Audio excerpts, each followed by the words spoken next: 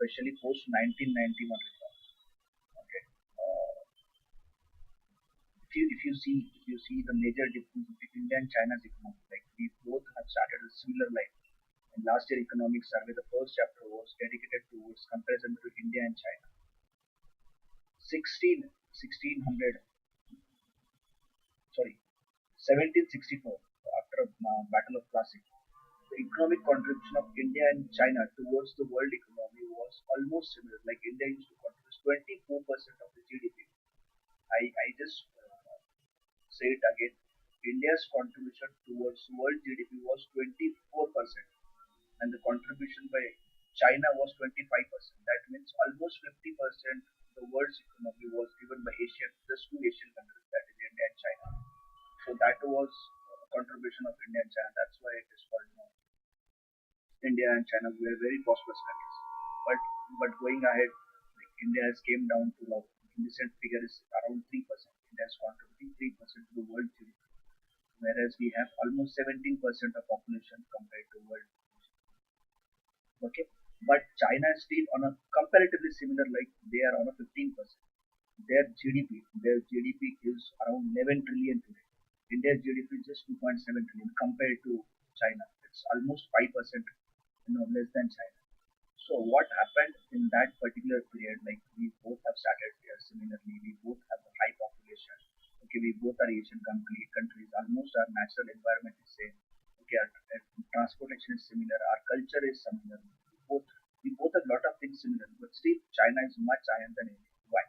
This is because of economic reforms. If I have to tell you in single words, you know, China has opened up their economy in 1980s, whereas India took a little time to do this, and we have started after 1991. Okay, so that 20 years, the gap of 20 years, and the early moves advantage, which we call in management language, early move advantage. If you have started early, then definitely you will get some more advantage. So, like those who start later. Okay, so early moves advantage was definitely encashed by China. That's why we have a huge difference between India and China's policy. So let us see what is economic policy and like what China has done in 1980 and we have done it after 1991. Okay. There was a time in 1991 when Narasimha Rao was the Prime Minister and Manmohan Singh was the Finance Minister. On that particular time, India did not have enough forex or foreign currency in their account to survive or to buy goods even for 15 days. Okay, so that like you can imagine like there's a family and the family doesn't have money even to buy their daily needs, for next 15 days. Okay, or more than 15 days. Like maybe there was enough to 10, 12 days, but there was not enough to manage more than 15 days. So India was in a crisis, that is economic crisis. And India went to different global banks like IMF, World Bank, and India has asked for loan, but everybody has denied a loan to India because India was in a dismal condition. So what proposal India has received from developed nations or those who have higher stake in developed nations like IMF, World Bank, they have said, okay, we will give loan to India, but there is one condition, and that condition is you have to open your economy. Like India was against globalization in that particular period of time, and India was completely, trying to be a self-sustained economy. Like whatever we produce, we will consume it, and we will not buy it from outside. And anybody coming from outside will have to pay higher taxes, and that's why people were not interested in India because they have to pay very high taxes and there was less profitability. On second part, Indian government has control on a lot of sectors. Okay, like telecom, IT sector, railway sector, nuclear sector, steel sector. Lot of sectors were reserved by oil industry. Lot of sectors were reserved by Indian government or central government. So they were facing a lot of difficulty in starting a business in India, and they knew that. They knew all the developed nations in that.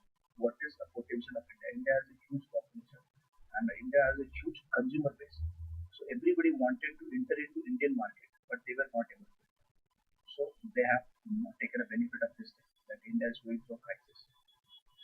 So when our Prime Minister Finance Minister approached these banks, they have said, okay, we will give you loan, but you have to open your economy.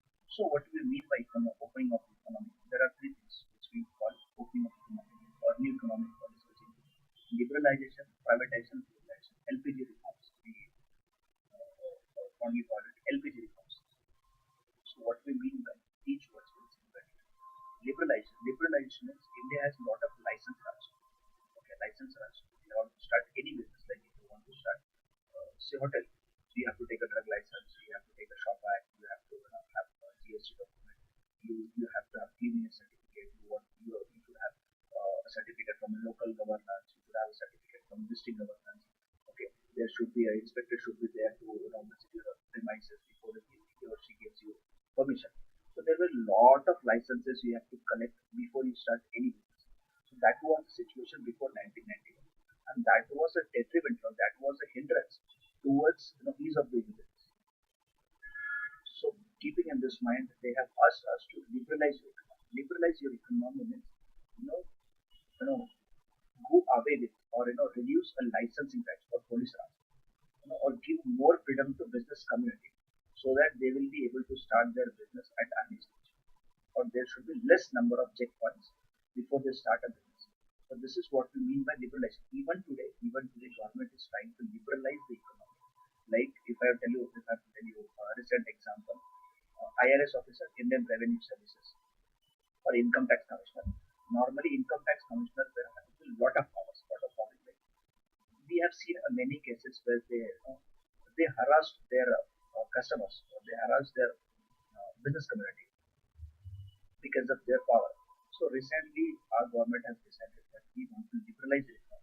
So they have cancelled a face-to-face interaction between income tax commissioner and the taxpayer. So in this way, what they have tried to do, everything will be going through online platform. So since it is going through online platform, neither income tax commissioner or income tax personal official has a permission to harass the taxpayer, not the taxpayer every time has to face a humiliating situation. So it will be online transaction. It is completely random transaction. You don't know which IRS officer you will get for your inspection.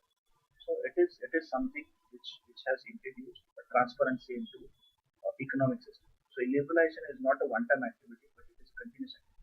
I hope you understand. Liberalization means reducing the hindrances of reducing the license raj or policy raj.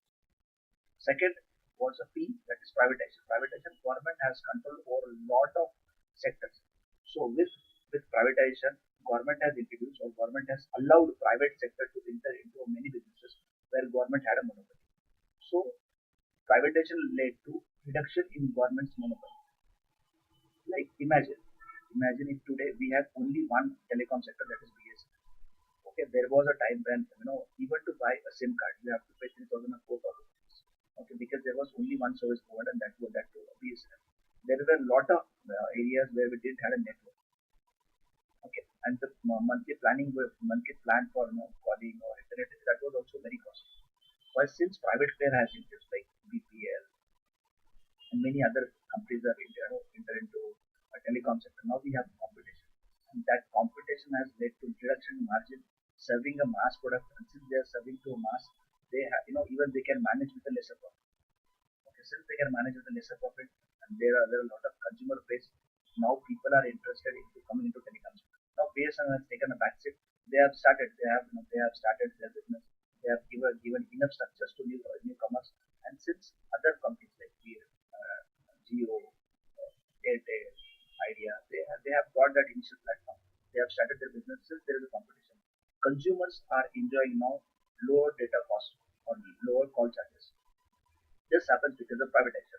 Okay, many of the private firms or many of the MNCs, many of the foreign investors have invested their money into the telecom sector. This is just one example. So this is how privatization led to reduction in monopoly of the government and giving charge to private players. Most of them are foreign players. So this condition again pushed by this foreign banks. Globalization is like a global village. Global village. You don't consider India as a country. You consider world as a one place. Okay. So behave like a localite, not like a different states. So globalization is free entry and exit to different countries, their products, their people. Okay, from one country to other. That will again lead to ease of transaction between two countries. So this is about globalization.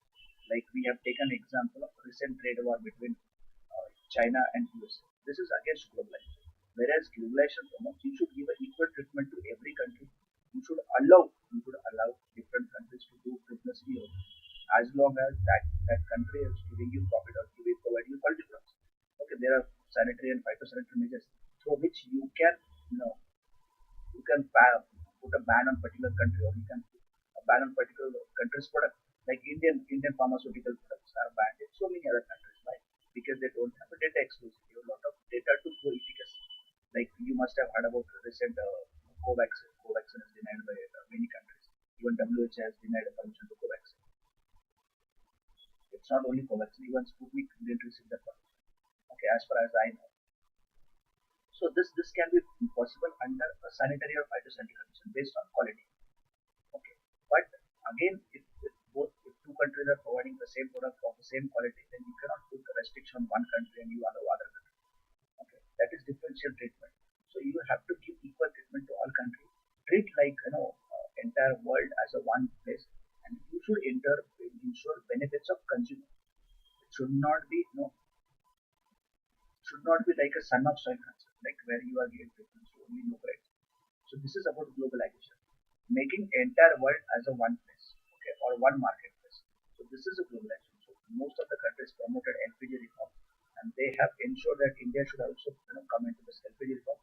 India has entered into LPG reform, and after 1991, if you look at poverty rate, if you look at GDP, if you look at overall economic growth, living of standard, education, technology, everything in every perspective, India has grown with a richer growth at a very fast pace.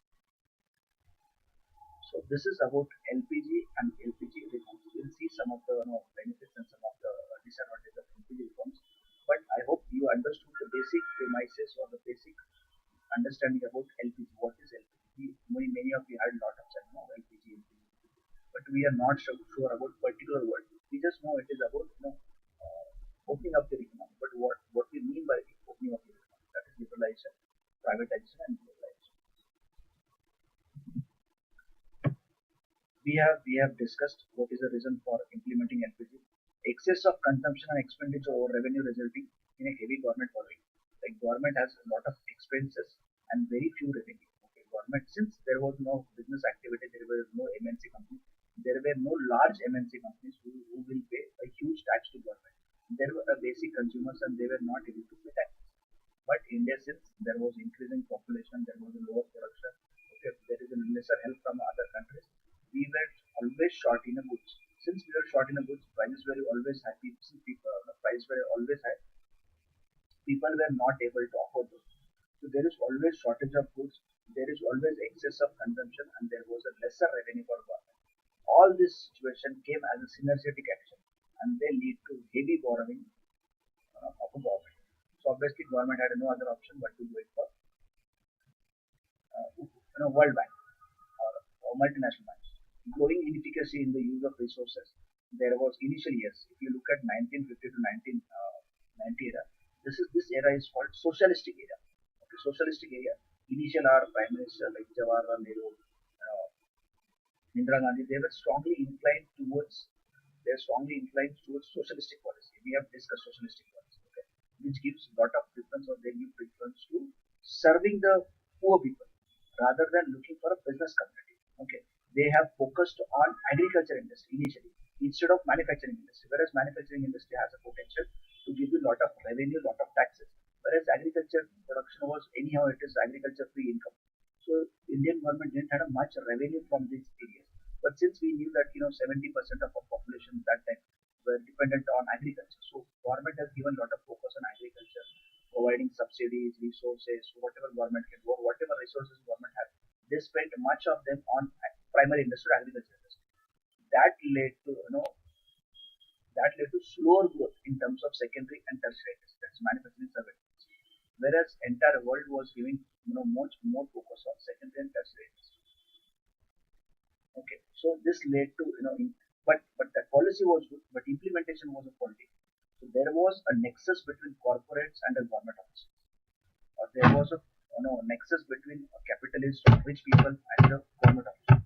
That led to a lot of corruption, failure of cooperative societies, and in that corruption, those people who had a connection with the government political party, or people who had a good connection with the bureaucracy, they took a benefit, and that led to failure of Indian government's policy. Like Rajiv Gandhi once said, if I send 1 rupees for particular work, only 17 paise goes to the real needy person or the target customer. That is what that was the extent of corruption. Even Prime Minister knew that this is the extent of corruption. Corruption. And that was a very precise number, 1 rupees and 70 paise. So that was a corruption.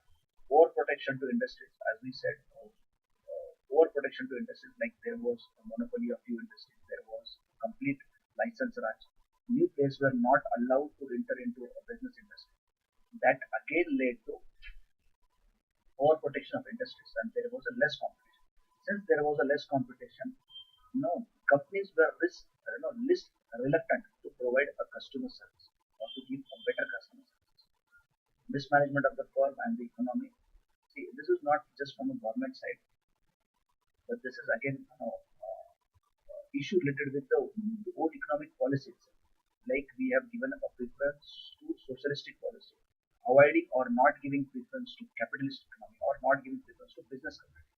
Okay, there is nothing right and wrong into it, but that is something called limitation of ages. You cannot justify or you cannot judge today's scenario of that time by setting today. Okay, there is something on limitation of ages. That was a priority of that particular time. So we are not interested in the political matter, but we are just understanding how Indian economy has started. After ruled by Britishers, after local industry, how we emerged. Like Britishers initially, Britishers initially intentionally they have tried to deindustrialize India. Why? Because they wanted India to become dependent on UK. So obviously, what they have done, they have taken all the raw material from India and they have set finished products. So any of India's secondary sector and tertiary sector was any was ruled by British, but government has tried to bring it on a line. Initially providing food to people, because that time we have struggled to provide food to our like that particular population. India's education level was 18% only, or the literacy rate was 18-20%, but today it is 75%. So this is a limitation of ages. We cannot judge that period by setting food. That priority of that time was completely different. So we are not interested in political matters, but just look at this trend. How what was India's condition before independence? What was the India's condition from 1950 to 1990, and what is going to happen after 91 to till date? Just remember this three era and put whatever we are discussing put into that particular bracket. So positive impact of LPG. Obviously, since though LPG was forced on India, but it has a lot of positive points. That's why today, when we are sovereign country, still we follow LPG policies. A variant of economic. India's economic growth touched a double digit after LPG. Like from 2004 and 2010, we were growing at 10% of economy. That is double digit economy. And most of the countries have failed. Most of the countries have failed to achieve that double digit. In fact, India continuously growing with the highest rate compared to all the emerging countries. All the emerging countries. Emerging countries' average GDP growth is 3.5% in the last 15 years, but India's average GDP growth is around 5% year on year. So this is again a gift of LPG. Since India has opened economy, India has a lot of potential, lot of MNCs are coming to India. They are interested in starting their business in India because of huge consumer base, huge population is working. We have the highest diaspora in the world. Highest diaspora in the sense most of the Indians are working in outside India, and they are sending highest remittance to India. India receives highest remittance. Second is China. Okay, China receives second highest remittance. So a lot of things have pushed India's potential, and India is able to achieve that desired number.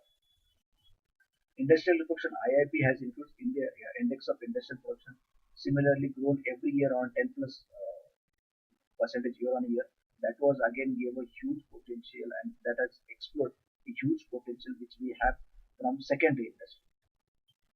Check on a fiscal deficit. Fiscal deficit is something less like suppose you have a 100 rupees income and your expenditure 120 rupees. That 20 rupees is deficit. So you have a more outgoing money than incoming. Okay, outflow is more than inflow. So that is deficit.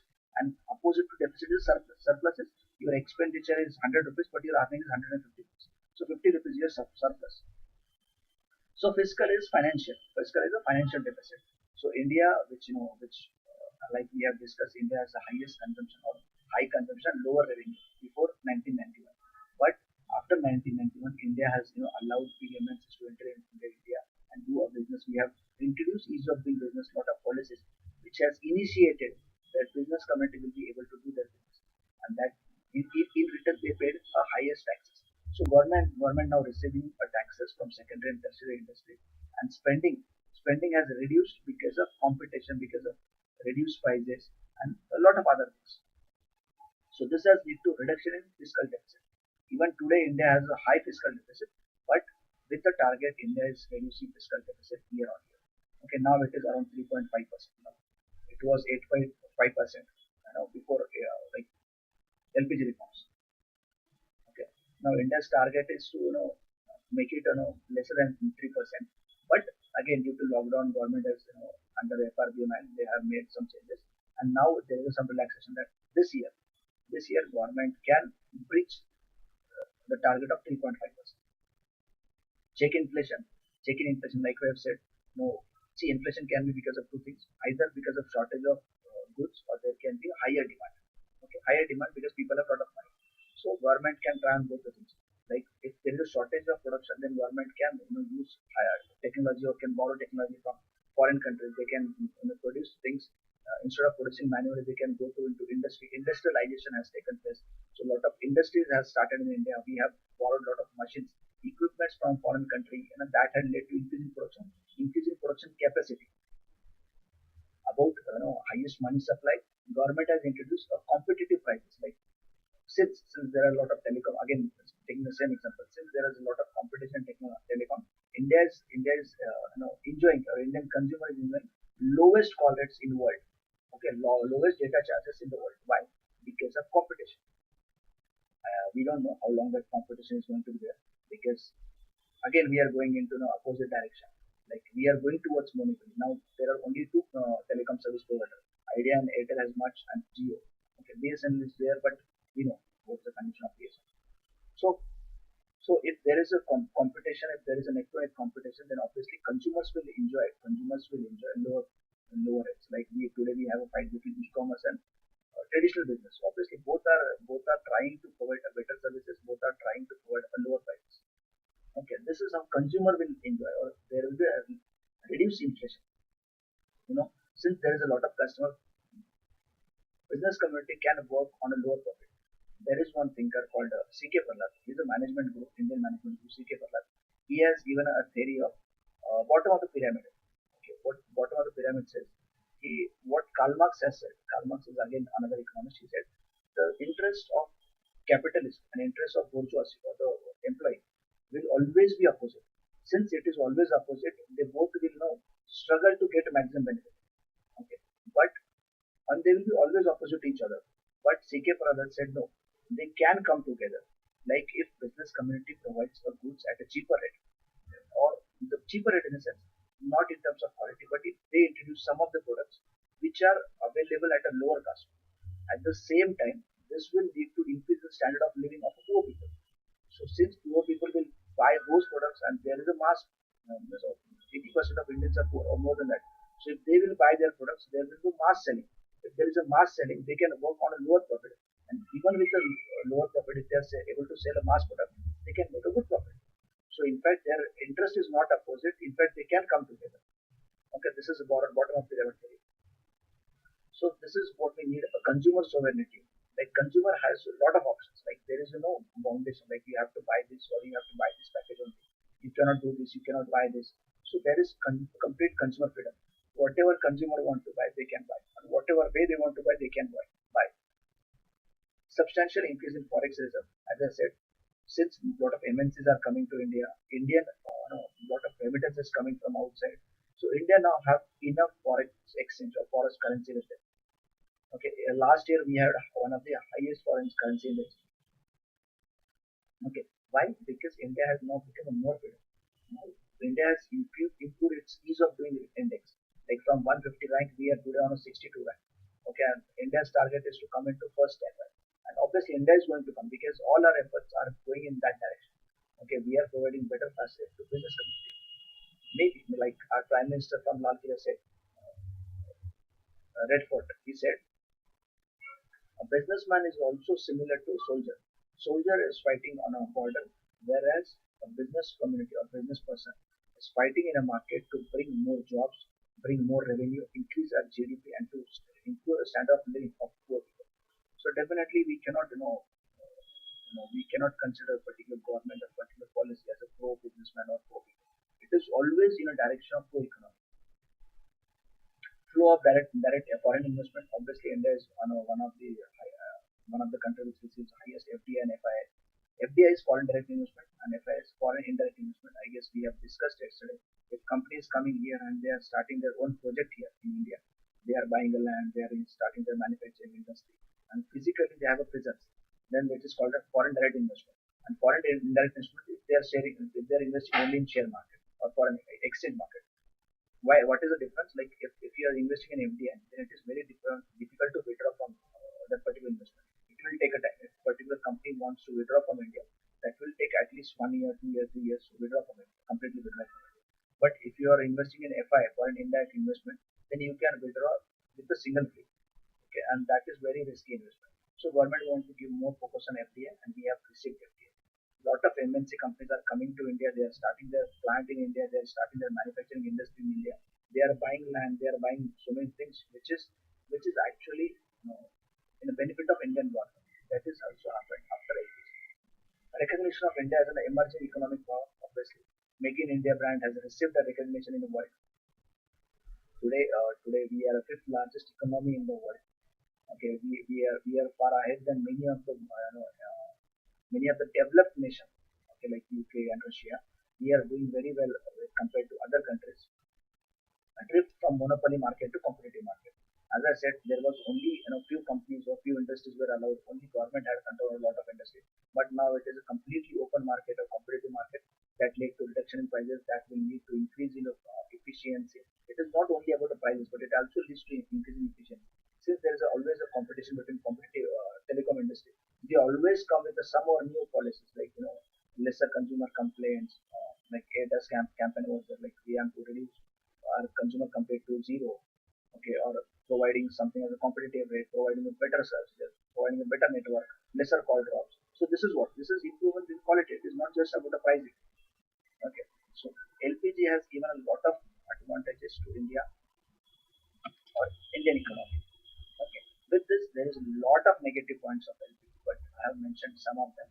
Neglect of agriculture. As I said, initially 1950 to 1990, we have given a lot of preference to agriculture sector. Why? Because 70% of Indians were dependent on that. But after LPG, we have recognized that irrespective of whatever help or whatever money we spend for agriculture, it is not going to go exponentially. There is something called cost benefit ratio or performance index ratio. Okay, this we will see in financial management. What is cost benefit analysis? Like whatever money we are putting into agriculture, we are not getting the same return. Even in agriculture, you have two options. Like you can go for a food crop or you can go for horticulture. So if agriculture is putting 1,000 rupees into a food crop, you are getting suppose 1,500 rupees. And similarly, if you are putting 1,000 rupees into horticulture, you are getting a 50,000 rupees or 30,000 rupees. Like there is a ratio called even 1 hectare, even in 1 hectare, you can make 30 to 40,000 rupees on average by putting a food products, okay, a food crop. Whereas in horticulture, you can make up to 3 lakh rupees. Okay, so this is the difference. There is a cost benefit analysis. So India has recognized after LPG reforms that there is a cost benefit analysis if we invest more in manufacturing and service industry because they have a potential to give a lot of employment. They have a potential to bring a lot of forex or foreign currency into India. That has a potential to improve India's GDP. And obviously that increased GDP will percolate to lower level and everybody will enjoy the benefits of economic fruits of economic development. Urban concentration of growth process. After LPG, what happened? Like 70% of Indians still live in rural area. But after LPG, there was an industrialization, and industries are normally associated or normally placed into urban area. Why? Because of availability of manpower, resources, market. There are so many things which are related with the location of industry, and they are more preferred towards urban area. So a lot of industries or lot of business units started in urban areas. So rural area is comparatively neglected, which is actually heart of India, or which is we call real India.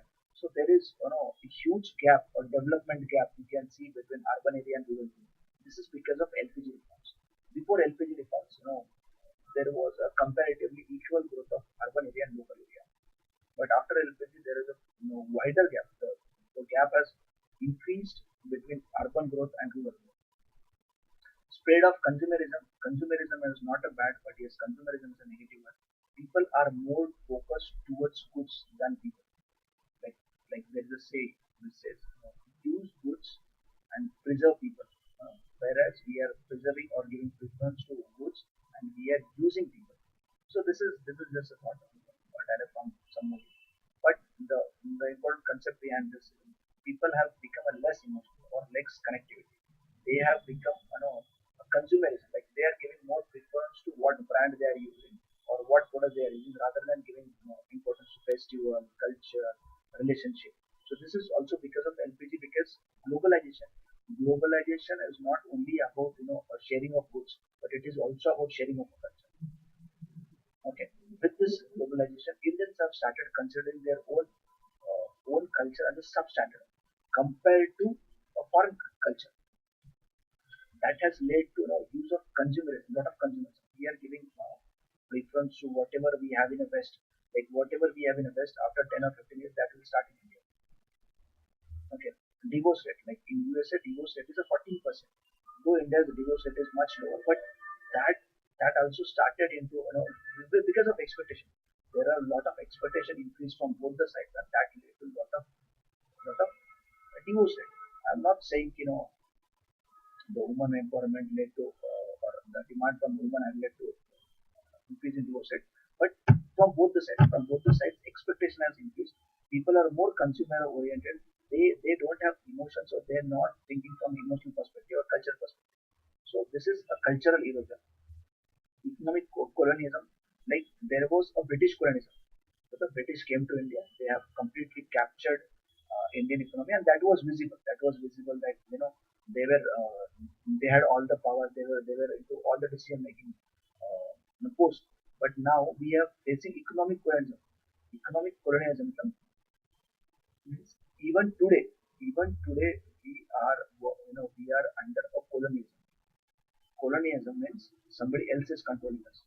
So this is economic colonialism. All the MNCs companies are coming to India. They are doing their business. They are taking money from India to their own country. And in fact, we are dependent on foreign countries. Okay, we are dependent on foreign countries. If we tomorrow it happens to be a trade war, then India have to be miss lot of things. Like we see a lot of time you know, a statement from China saying that we will stop export to India. Okay, if this stop export to India, then just think about our telecom industry, electronic units. Okay, lot of things. It's not that China makes only Diwali lights. They have lot of things to export India. India has huge dependence on China. Okay, so it is also economic consumption. Since they are providing money, they are investing money. They have influence on our sovereignty. They have influence on our decision. Look at the vaccine diplomacy. Okay? Since India has a huge population, India doesn't have enough vaccines to provide to their own people. But still, we have given vaccines to other countries. Why? Because we are dependent on that. We want to allude them. We want to say that we are with you. On emotional ground, it is okay, but on economic ground, on real condition, India should provide vaccines to their own people first. This is economic cohesion. It is not because of just because of some single person's decision. It is about economic cohesion. We are dependent on them. We have to make them happy. Okay, we have to make them happy. You may remember the statement given by Trump while they were looking for a remdesivir injection. Okay, they have clearly said that if India doesn't give us a remdesivir, then they have to face music. Okay, what it means? Because they know we are dependent on them. With the USA, India has a surplus trade, and if you want to preserve that, India has a lot of people who are working in US. If you want to ensure that there is a ease at getting a passport or sorry visa, then obviously you have to ensure that you make US happy. This is what we call economic colonialism. This is again a negative effect of LPG. Okay. Apart from that, there is a lot of negative points which you can see about the cultural perspective. What happened with the different segments. Like you can see what is the impact of LPG on MSME. Like a lot of foreign companies entering into market. They have a lot of technology. They have a lot of big pockets. They have a big money. Okay. Like take example of Paytm. Okay. Though Paytm is a started by India, but it is all funded by a Chinese company. Okay. So what they are doing, they have big pockets. They have a big pockets. They want to finish competition. So how they are what they are doing? They are providing goods at a much cheaper rate. Like in fact, they are selling below the cost price. So this is something called dumping. They are dumping their goods into Indian market. Lot of products which come to India, they are selling at a much lower price than their cost price. So obviously, local industry cannot compete with them. Since local industry cannot compete with them, they will pack up their business. And here, MNC companies will take a benefit. Once they establish their monopoly, they can charge anything whatever they want. Like you can take an example of Geo now. Okay, initially they gave a free data connection. Okay, that led to first you came to know that okay, I can consume 1 GB data in a 1 day. Okay, because when I was when I started working, we used to get 1 GB that Google 1 GB data for entire month. Okay, and that too it used to charge around 300 or 350 rupees something. Okay, and that was enough for entire month. I don't remember that I have recharged again. Maybe one or two times there is a condition, but most of the time that 1 GB data used to be enough for entire month. But now we have realized after the Geo has given a free data that we can consume more than 2 GB data in a day. This is the first thing. Second thing, they made us habitual to use the data. Like you cannot live without the data. Okay, within a 2 years, just imagine about your own condition. You cannot manage your day. In fact, a few hours without data. Okay, this is something they have introduced. Second thing, initially it was a fee. Then they charge 200, 500. Now they are charging 600 rupees. Even they make it tomorrow 10,000 rupees, 1,000 rupees. You have to recharge because there are only two people in the market, and they can make a cartel that this is a particular rate, and below that we will not provide to a consumer. Okay, you want to make a competition quality part or other schemes. But as far as data charge is concerned, this is something which will ensure. Or maybe Airtel will not be able to compete with Jio. So in that condition, Jio will have a monopoly and they can charge anything. This is also called economic colonialism. Okay, monopoly. Since LPG has moved from monopoly to competitive era, actually we are going towards monopoly again. Okay, because large MNC companies are going on the top of the pyramid, and they are finishing all the companies. Even with the e-commerce, you can see there are only few e-commerce websites they are performing well, and they are in a huge loss. None of the e-commerce industry having a surplus. Everybody has a deficit. Everybody is in loss. Okay, why? Because they want to first finish the retail competition or traditional retailers. Then they can make a profit whatever they want to make. So this is what they have planned. Okay. So this is again about economic collision. This is because of LPG. Local industry has grown. Local people are not able to do their business because there is heavy competition from MNCs. And they have a lot of technology, money, big pockets. They can spend anything on their product. But we cannot. Right? This is about LPG. Even if there are Indian companies, you will say their investment is coming from a foreign country. Okay, since their income is coming from foreign countries, they have a huge money to spend for advertisement to schools, spend for quality awareness, something like which motivates business. But local people doesn't have that capital. In fact, we are dependent on FDI because we don't have enough capital to invest in our market. That's why we have to depend on FDI. Okay, and FDI doesn't come with for a free. They obviously come with certain conditions. Since USA has a lot of investment from China. In fact, US's bond market, the government bond, are bought by China. If tomorrow China suddenly returns all their bonds, or they start selling their bonds into a open market, then definitely, or there is a chance that US may face economic crisis. Okay, that's why China is always on a positive side whenever it is about US. USA always take back seat. Why? Because they know there is a huge investment in the US's bond market by China. So there are some of the negative points which we have discussed about LPG. If you want to go into detail, you can go through our book, or you can have on internet too. Okay, what do you mean by public sector? There are two sectors, public sector and private sector. We have already discussed that. In the public sector, all the things which are run by government comes under public sector. Private sector is private players. They are run by private players. So public sectors a role in socio-economic conditions since independence. Obviously, government has always given a preference to welfare sector. Welfare sector in sense, government is helping to those people who need help. Okay, or they are dependent on government. So government is spending a lot of their resources towards those people who need help.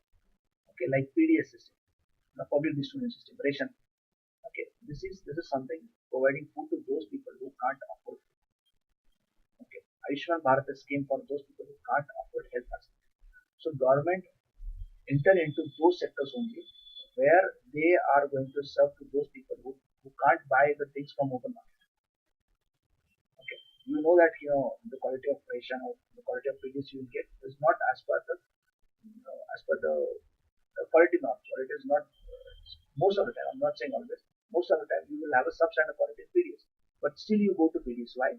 Because these people doesn't have a capability to buy it from open market. Okay, Ayushman Bharat again. Maybe you have to apply for it. It will take 7 8 days to get approved, and maybe it will take a time. But still, you go through Ayushman Bharat. Why? Because people that don't have capacity to pay to private hospital. So those sector where people doesn't have a capability. Second, those who are national important, like national important, nuclear sector. You cannot give a private player to start a nuclear sector. This is something which is reserved by government. Only in these areas government is serving. Okay, about the BSNL, like we have taken a lot of examples in telecom industry. So let's take this example. BSNL. BSNL still serving to those areas. BSNL still selling. BSNL selling to micro towns where Airtel or Jio will not. Why? Because they will say like there is only population of 100 people. There are micro towns where we have only 7 8 houses, but still they need internet connection, they need a TV connection, they need telecom connection. So Jio or Airtel will not go to that area. They will say it is not as per the cost benefit analysis. But BSNL will go there. Why? Because government BSNL's intention is not to make a profit, but to serve people, especially those people who are in the need. Okay, so their perspective is completely different. A public sector and private sector perspective is completely different. Private sector want to make a profit, or their target is profit maximization, whereas public sector wants to serve people. Their intention is to provide quality services at affordable prices to those people who are not able to go into a market or market as per the market price or into a open market. On an impact, but the impact on exchequer, like since government is providing a lot of things for a free or at a subsidized rate, we have always seen that we are facing a lot of fiscal deficit. Okay, the only solution to fiscal deficit, there are many, but the most important is rationalizing the expenditure. What do we mean by rationalizing the expenditure? Reduce your expenditure on subsidy, rationalize the subsidies. Okay, increase your taxes. Okay, since those people who are in a lower bracket, we don't charge them any taxes. The income from agriculture don't attract any taxes. There are many sectors like there are many other things like under 80cc. If you have account on your daughter's name, there are Ladli scheme, Maji Kanya, Sukanya. There are a lot of schemes. Okay, for where if you have 80cc under account under 80cc, you won't have to pay taxes. So lot of schemes government runs to ensure welfare of people. But this ultimately have impact on exchequer, that is government or government's saving or government's revenue. But since the government is targeted towards public welfare, government cannot think about their vanity or cannot think about their revenue. Government have to think about quality of the services which they are providing. Okay. Whereas private industry will look towards profit. Okay. They will not provide anything for free. Even if they are providing something for free, there is intention to attract the customer. Okay, like if you buy for the first time from Flipkart, or you pay your first bill from credit, you will get a 1,000 rupees. So what is this? They want to attract you towards their business, and once you become a member, they will make a profit. Okay, so there are no free lunches, but government can provide free lunches, Shiv Bhojan, or there are many policies which government is running. So to ensure a welfare of people. Issues associated with public sector. There are a lot of issues we have discussed. Corruption is a major problem. Like public sector, government is going for disinvestment. We will see what is disinvestment. Government is selling a lot of public sector enterprises. Why? Because government has realized neither we have a quality or nor we have an ability to compete with the private player. Second thing, private player have special technology. They have a time. They have a manpower to perform well. And third thing, they are going under loss by running those public sectors. So because of corruption, because of lethargy, because of incapacity to perform the work, because of lack of competition, there are a lot of things associated with public sector which making public sector going into loss. Since government is going under loss and government need revenue, they are selling. They are in fact making a target. Like last year, there was a target of 3 lakh crore, which government want to earn from this investment. This investment is again selling out a public sector enterprises or the government property, which is not generating profit, or which is not ensuring inflow of cash, where government is in loss. In fact, government is planning to merge the banks. Why? Because government is under loss, or they are not performing as per the expectation, or they are not competing with the private players. So if they are not able to compete, if you are in a loss, and if we sell it to private player, there is a high chances that government will get a high money and also public will get a better service. Okay, this is about public sector and some of the points about public sector. Private sector too have positive and negatives. Like private sector is always looking for a profit maximization.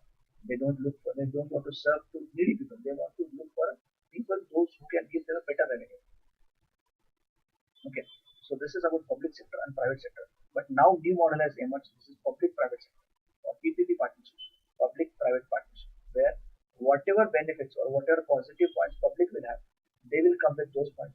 Whatever positive points private sector will have, they will come with this, and together they will launch PPP, probably private partnership, like construction of road.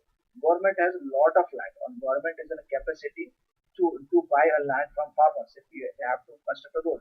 But if private player enters into those markets, they will not be able to.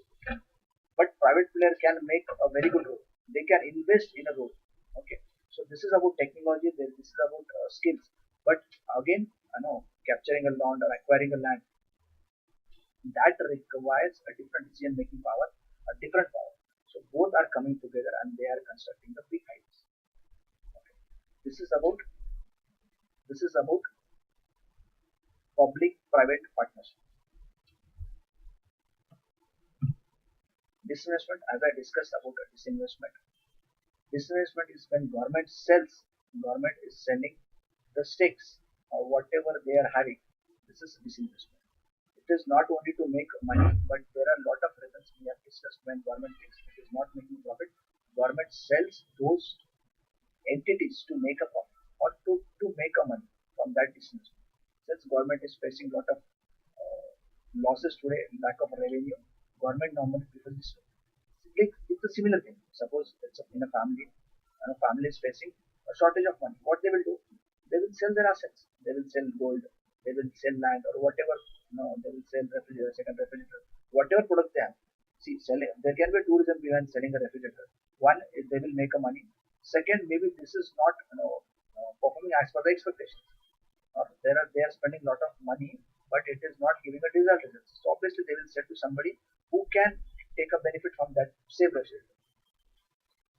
Okay. For example, mechanic can repair it and they can sell, or they can sell more than price at more than what they have spent to buy it. Okay. This is about disinvestment. Even government go for disinvestment to make a profit and to sell those products, those assets, those PSUs, public sector units, which are not yielding profit for a government or which are in a loss. The second point is what is MNC? MNC is multinational companies. Okay, those who are operating in a multiple countries are called multinational companies.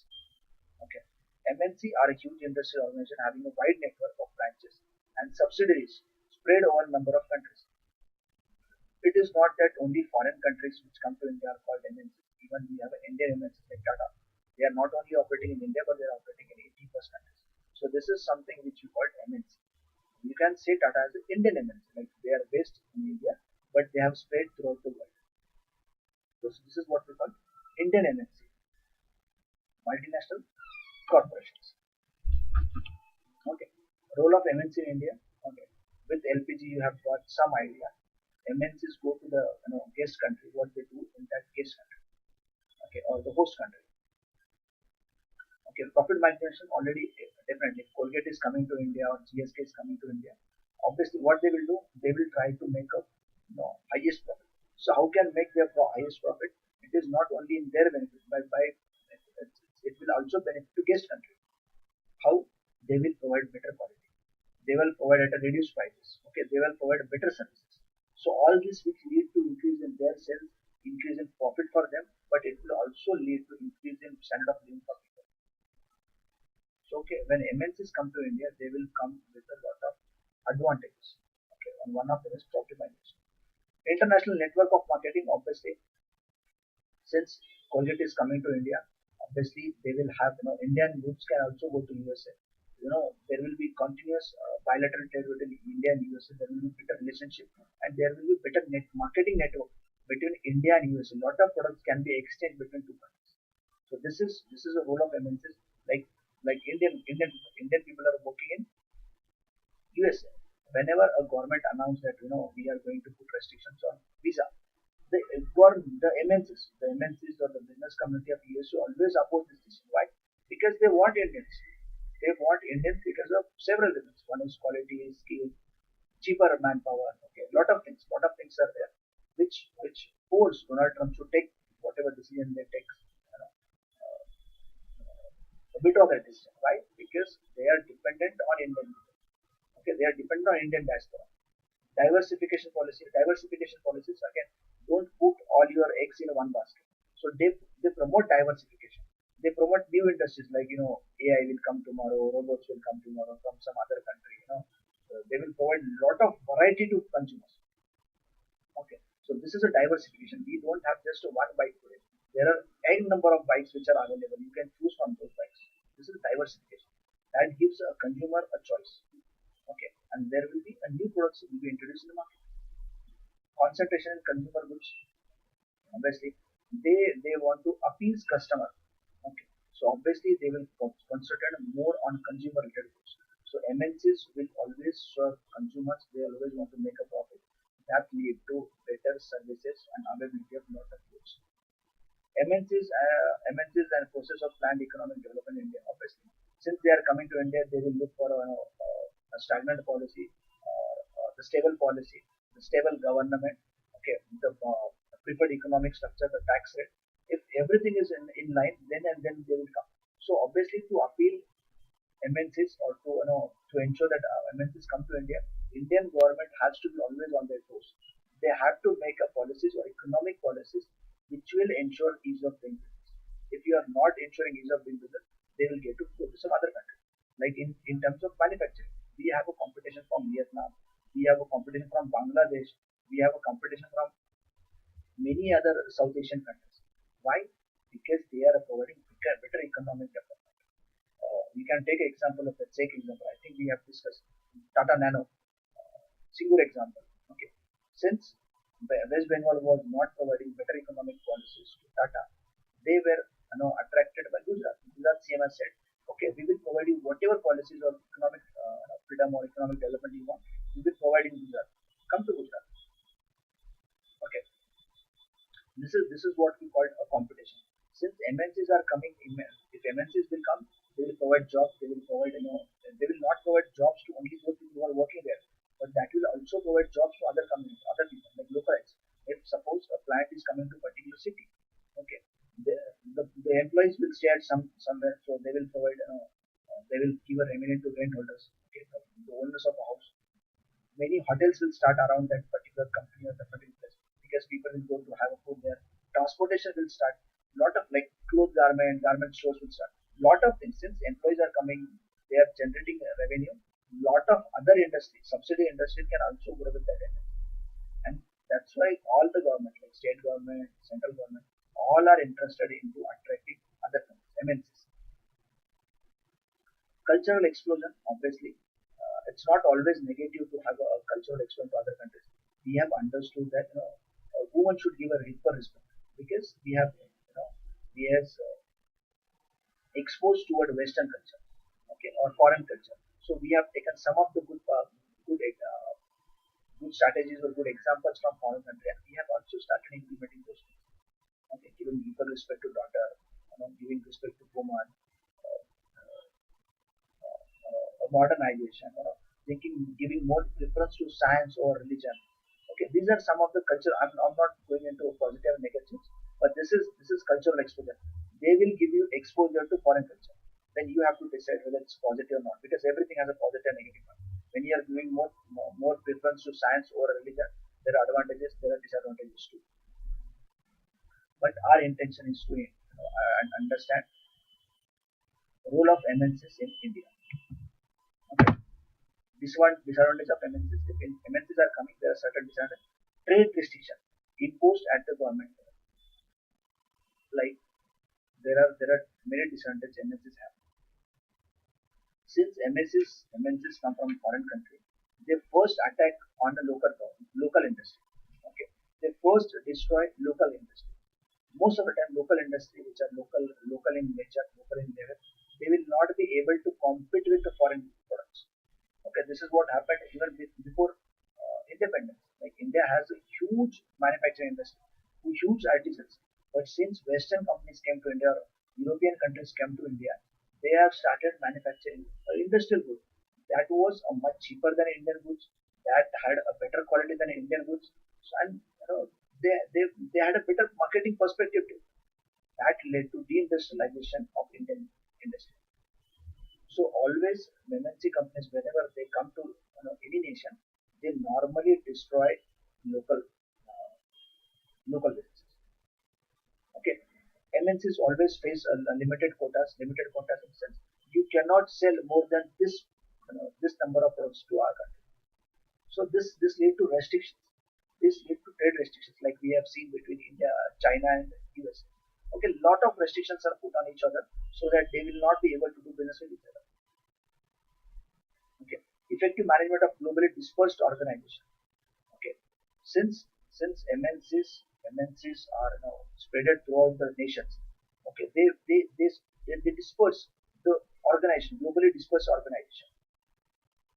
Slow down in growth of employment in home countries, as we have discussed. Most of the time, they will bring their own people from their own country. Okay, at least at the top level, like CEO, they will bring from their own country. So that lead to reduction in employment. Already, our local industry is destroyed because of foreign MNCs, and moreover, they are bringing their own people. May not be in a higher number, but at the higher post, they will normally prefer people from their own country. Okay, destroy competition and acquire monopoly. We have seen since MNC come into a guest nation, initially they promote competition, but after finishing competition, they ultimately achieve or acquire a monopoly. Okay, that will lead to harassment or that will lead to unethical profits. This is about MNCs, their culture. Okay, in next lecture we will start. Next chapter we will start small and medium enterprise. We will try to finish business environment in one lecture, next lecture. That is on a Saturday. Thank you. Thank you. See you next.